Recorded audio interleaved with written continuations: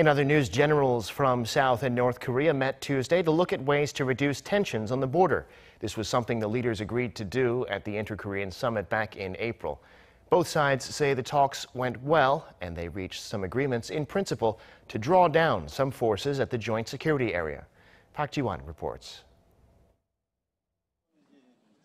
The two Koreas reached a mutual understanding on the principle of disarming the joint security area in the DMZ, the joint recovery of war remains in the DMZ, and the withdrawal of troops at some guard posts as a pilot program. South Korea's defense ministry explained the mutual understanding is sort of a broad sense of agreements in principle, and the two sides will work on specific and detailed implementations in later talks. Tuesday's general-level inter-Korean military talks started 10 a.m. and ended at around 6:30 p.m. Korea time at the border village of Panmunjom. The two sides didn't adopt a joint communique, yet both sides said the talks had gone well.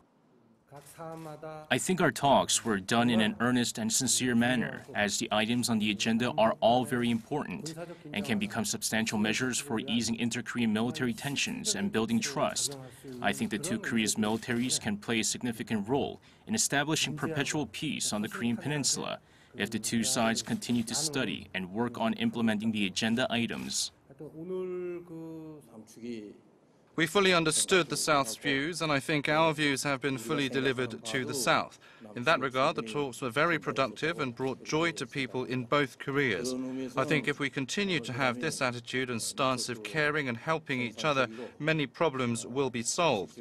All items we discussed have historical significance in inter-Korean relations. During the talks, the South Korean delegation also invited the North to this year's Seoul Defense Dialogue, scheduled to take place from September 12th to September 14th in Seoul. This is the second time this year the delegations meet for talks on Tuesday, with the first meeting taking place in mid-June.